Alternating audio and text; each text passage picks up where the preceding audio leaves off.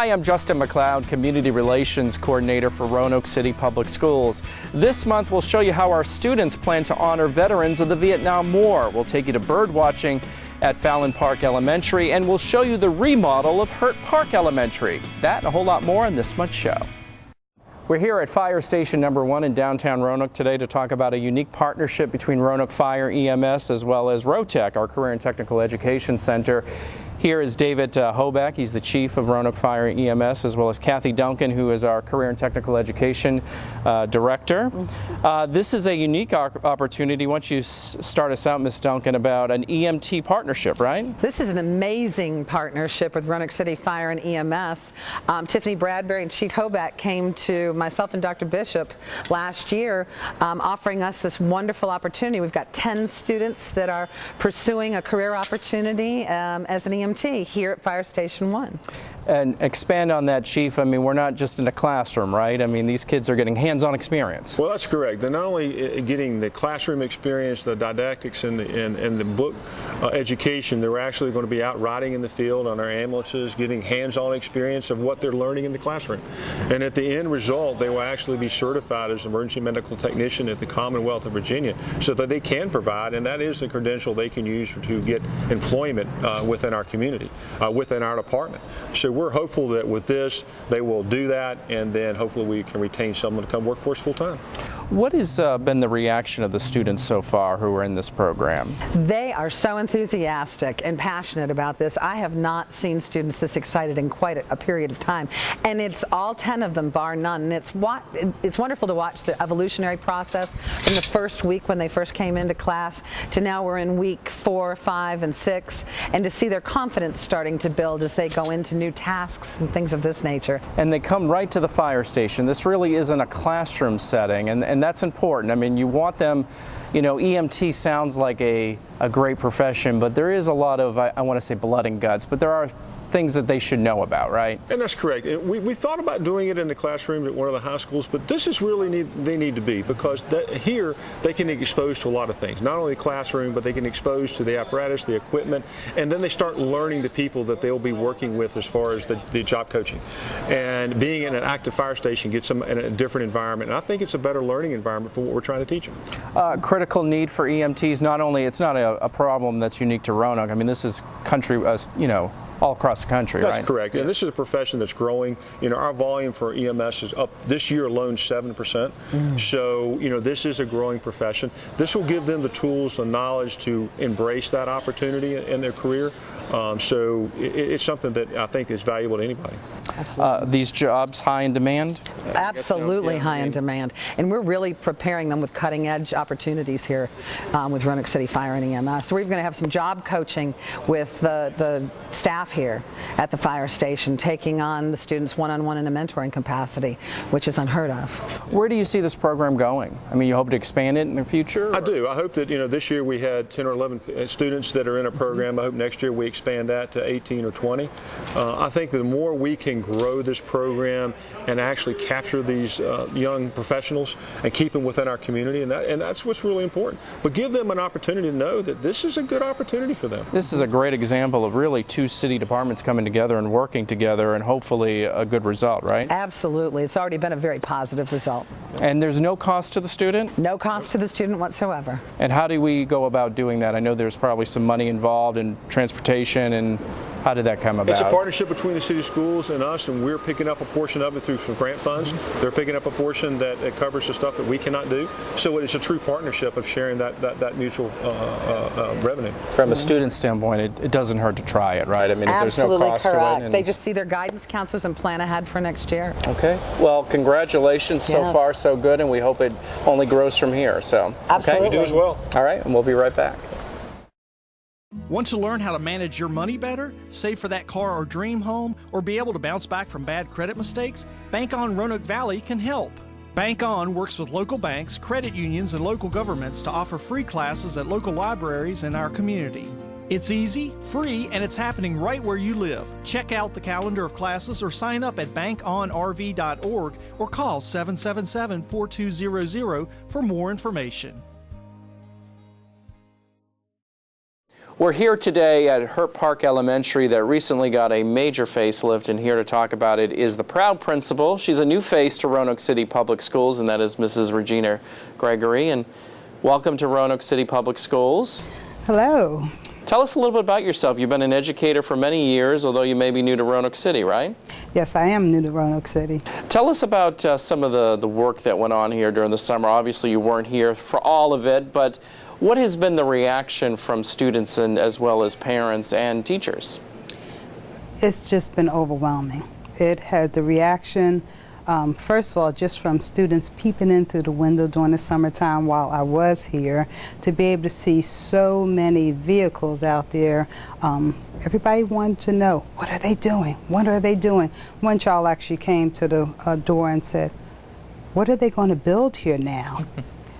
Once they found that it was still going to be Hurt Park, they were really, really excited. The parents have been excited just even when they came in to register their children, even though carpet wasn't on the floor at the time, and they would look through and say, looks like you have a lot of good things going on here. And so we just followed up with that to let them know all the many things that were happening at Hurt Park this year. You mentioned the new carpeting, you have new coat of paint, new furniture, the list goes on and on. How does that help with the learning environment? I just want to add to that new mural. Oh, that's right. Oh, yes. Yes. We can't. The chamois, yes. Yes, yeah. We cannot forget that mural. I was excited to sit and watch each day as she added piece by piece, and for students to come in and just watch her through the door as she painted that mural is just awesome. Are you finding students are more engaged because of all the changes here? I do believe that they are. I believe it's not only the students but the teachers. The new atmosphere here just makes you want to come in, and it's a happy place. We had a celebration right before the beginning of the school year. What was it like to see so many people come out for that? That was a grand event, and it was wonderful to see so many come out. I heard so many wonderful things after that event. Just to see even the Hurt family travel the distance that they did to come and to be a part of this this grand event. And before they left, they wanted to make sure that we knew that they're only gone out of sight, but not out of mind, and that we're to call them for anything that's going on at Hurt Park. And I have to remember to even get them some Hurt Park t-shirts and send to them. We should mention that when we refer to the Hurt family, Hurt Park Elementary is named after Welford Hurt, who died in World War II. He was a native of Roanoke. To see his descendants here, I mean, they were just, I think they were happy, but they were also honored that we haven't forgotten him. Did you get that sense too? I definitely got that sense. And I, as you say, happy but honored, I'll almost put the honoring part first. Sure. Because I heard that term so many times as I talked to different relatives. As part of that event, we also had sort of not necessarily, I guess a ribbon cutting you could call it, for the new gym. That's right. What will that be like to have a standalone gym here at Hurt Park eventually? That's going to be awesome. This is something that the students really need. And you know how much energy children have. So to be able to actually have another building to go to be able to run off that energy other than just using the space that they have now, it's going to be awesome. This is a gym that will be for the school, but eventually for the community as well, community use. And talk about this community, because it's tied to the school in many ways, or the school is tied to the community. I mean, it's something that there's a lot of pride here for all the changes that have been made. Do you get the sense of that as well? I do. I believe the changes that have been made this summer has showed the community we care. We care. We care about the community. We care about the students in the community. We are opening up our doors not only to the students but to the parents. We want to bring the parents into the school, teachers, parents, students. We're a family here, and this is our new Hurt Park family. And we want the parents to know that they are a very, very important part of the family. Well, it certainly is a family here, and we're looking forward to a great school year. And welcome to Roanoke, and we're glad to have you, okay? Thank you. All right, and we'll be right back. All right. Did Did you know that it takes 12 to 20 years for a cigarette butt to decompose? Cigarette butts thrown on the ground or out the window are litter, and most wash into our waterways, polluting streams and harming stream life. Cigarette butts can also be a fire hazard. Extinguish cigarette butts in ash cans and ashtrays. Litter is preventable, so remember, no ifs, ands, or buts. Don't litter. If you want your child to succeed or your children to succeed in life as well as at school, there's one important thing they need to do, and here to talk about it is our Executive Director for School Improvement, Dr. Julie Drury. It's really simple, right? It is. It's What very is it? simple. You just have to be in school. Come to school every day, and you're going to be successful. What does the research sort of suggest if you don't go to school? Well, if you don't go to school, for every year that you miss a lot of school, starting with kindergarten, you're about half as likely to graduate. So if you miss 20 days in elementary or in kindergarten, you're going to be half as likely to graduate. If you miss 20 more days in first grade, you're going to have a probability of graduating of about 25%. It's just, it goes down exponentially. And these are habits that need to be obviously developed early. What are things that parents should do or can do? Well, parents need to make sure that they are getting their kids up on time, putting them on a regular schedule, having them prepared to go out the door in the morning, putting them on the bus. By law, I mean, children have to go to school. And Yes. as a last resort, you end up in truancy court. And how does that happen? Well, if a student's absent 5 days for any reason, they're supposed to receive a letter from the school stating that this is becoming a problem and we need to develop a plan. If they're absent 6 days, then there's supposed to be a conference between the parent, the student, and one of our student support specialists. They used to be called the truant officers. And at 7 days, students are actually court eligible. We can file truancy charges against a student who has been absent from school for 7 days. We can also file on the parent for failure to send their child to school. We can also file on the parent for contributing to the delinquency of a minor. So taking them to court is really what you want to be the last resort. You don't want to have to do that or get to that point. Yeah, nobody really wants to go to court. We have a new program this year, though, that we're hoping will prevent a lot more going to court, and it's called TIP. It's called the Truancy Intervention Program, and we're working with some of our judges, and they are bringing parents and students together one Thursday each month to talk to them about truancy and what all entails, what everything happens when you do go to court, and how they can prevent that, and hooking them up with even more community resources and letting them know what's available and how they can be helpful. The student can actually end up serving time at Corner Springs. For every time that a student is out of school, for every day that they miss, we can file a violation on them. And for every violation, they can have to go to Corner Springs for 10 days. Because at Corner Springs, we can make sure that they do get their education because they are provided with an education there. But they can also be removed from their home, which is not fun on anybody's part. They can go to a residential setting, or they can be put in foster care. And those sessions that you mentioned with the judges, is that something parents can sign up for, or you as a school system are approaching parents who may benefit from it? we actually refer them. Okay. And it's based on a combination of factors. It'll be based on how many days their students were absent the previous year versus how many absences they already have this year. By definition, a student is going to be chronically truant or chronically absent if they have been absent 10% of the school year. So that's about 18 days, and that's for any reason. That could be for a religious holiday. That could be because they're they have an excuse from a doctor. But for any reason, they're considered chronically absent if they've been absent more than 10% of the school year. And so with that comes a whole assortment of things. And we try to figure out what we can do to not let them be chronically absent.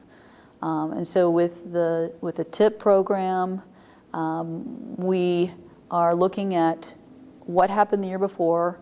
If they're kindergartners, we're looking at what's going on now. And so if they've had an average of 2 days or more in a month, we're going to start referring them early so that we can try to hopefully help them break down those barriers earlier and not make it such a habit later on. The bottom line here is we want your children to succeed as much as you do, and we don't want to make it punitive. Right. We want every kid to be in school every day on time. And we want to be able to provide the most efficient opportunities that we can for learning, and they have to be there, or we have to provide some other opportunities for learning after school, before school, in Corner Springs. But we do need to have them at school so that we can teach them and give them the best possible outcomes that are available. And as we mentioned at the beginning, this is something that starts early. It's not something you wait till high school or whatever. You have to have good habits right from the get-go. So, right. Well, I hope that program is working, and hopefully please keep us posted, okay? I will. Thank you, right. Justin. Thanks, Dr. Drury, and we'll be right back.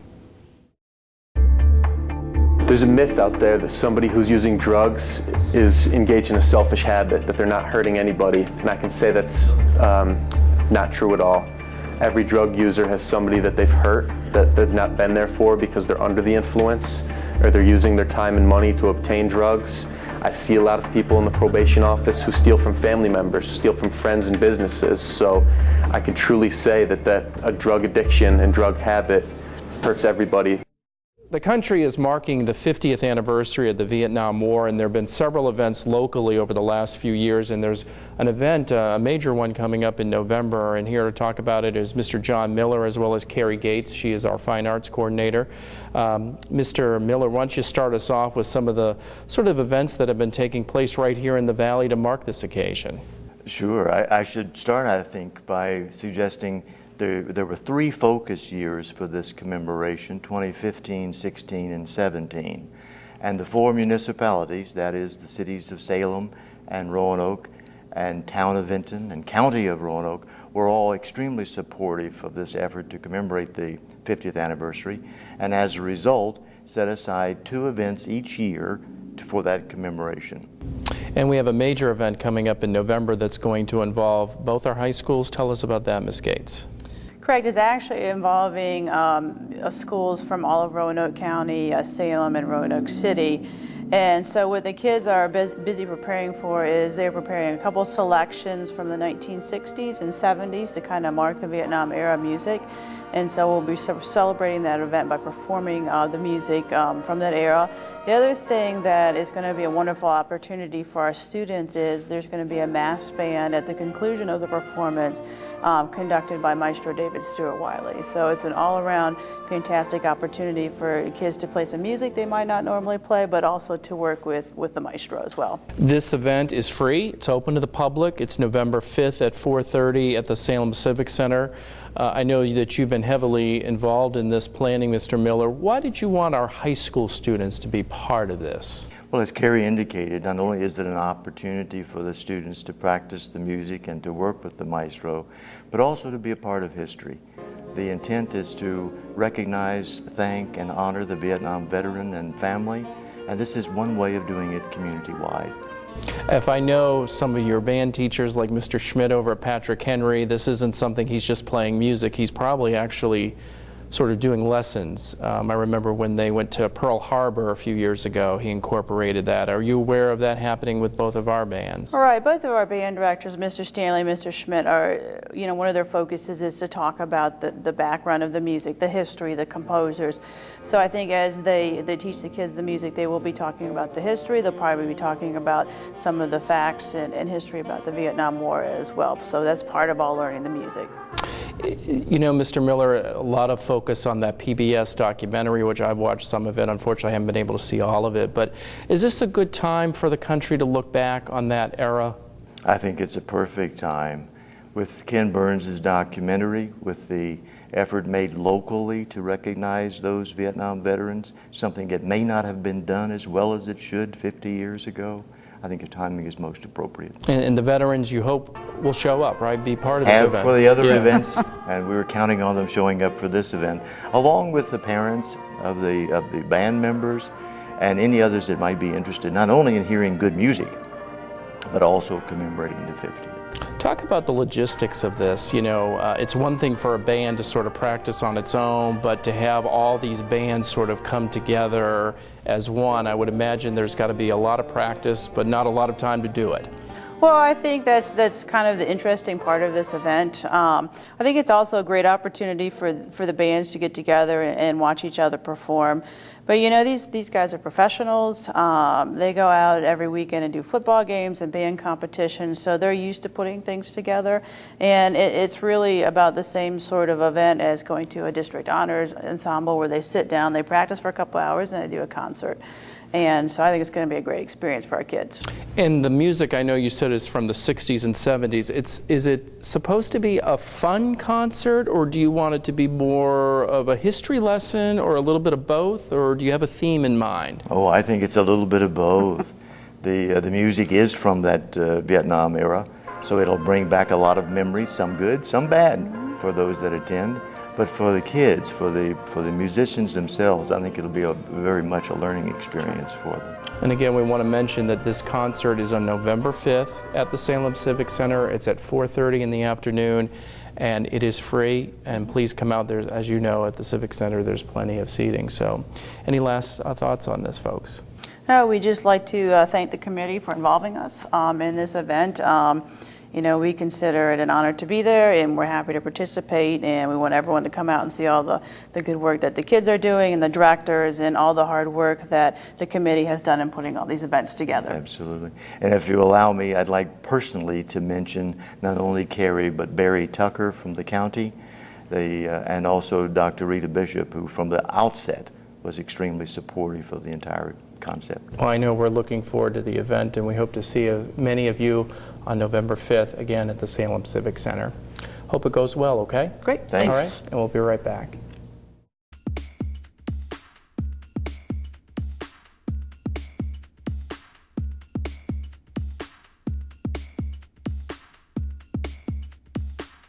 We're outside Fallon Park Elementary on a beautiful fall day, right in front of these bird feeders, and here to tell us why is Sally Heller. She's a second grade teacher here at Fallon Park.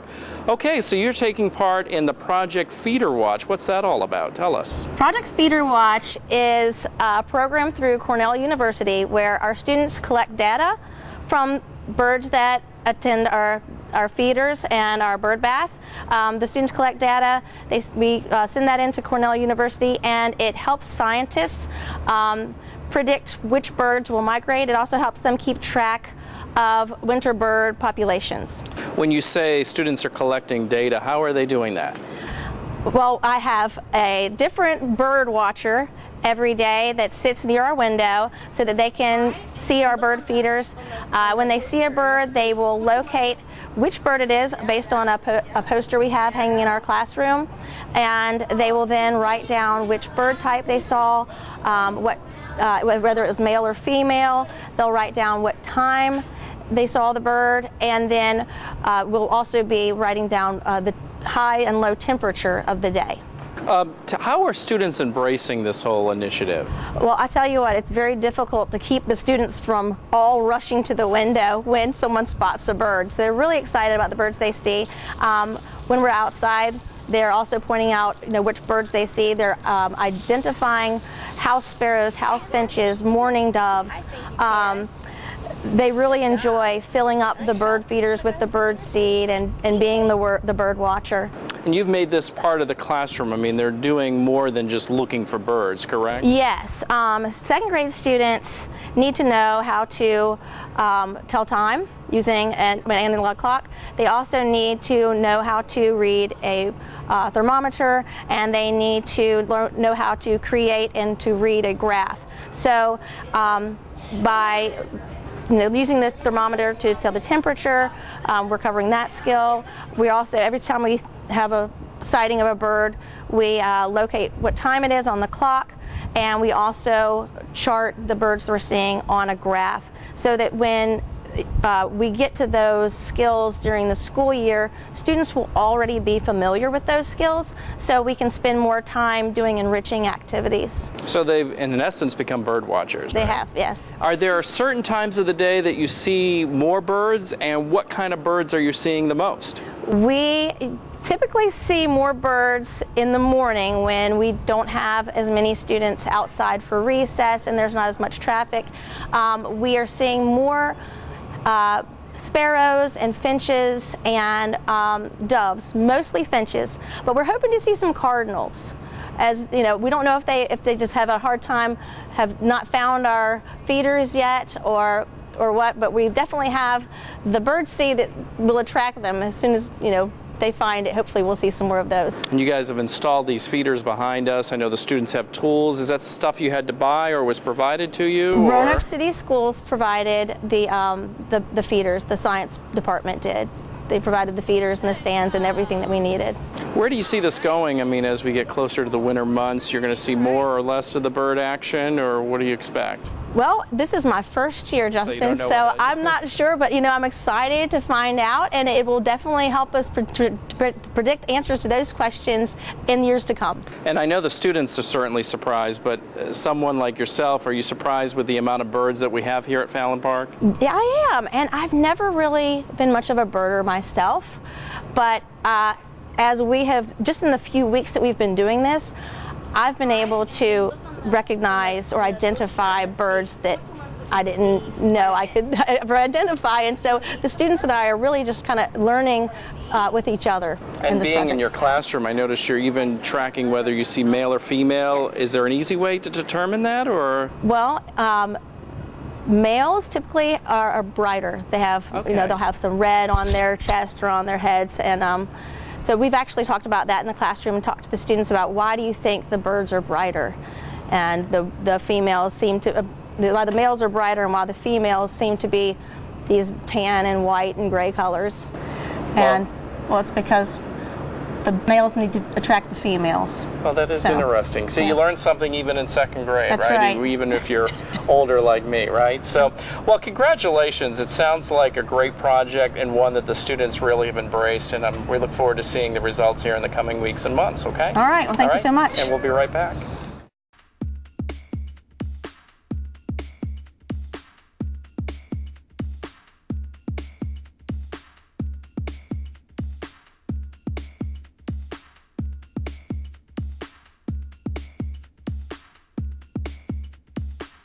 Finally today, we were honored to host a visit recently from Virginia's First Lady. Mrs. Dorothy McAuliffe stopped by Westside Elementary during the lunch hour. She interacted with cafeteria staff and actually ate lunch with a group of students. Mrs. McAuliffe was instrumental in bringing CEP to Roanoke City Public Schools, which allows all students at 19 schools to receive free breakfast and lunch. The First Lady was impressed with what she saw at Westside. School lunch is amazing here. We had a wonderful spaghetti, lots of fresh fruit and vegetables, and I think the more locally we're purchasing and the more less distance food has to travel, great cafeteria staffs like here at Westside are doing a great job. And school lunch, if you haven't tried a school lunch lately, try a school lunch at your local school. Our school nutrition directors across the Commonwealth are doing a great job with their teams, making sure kids have nutritious, well-balanced meals every day at school. That's this month's show. We'll see you again soon.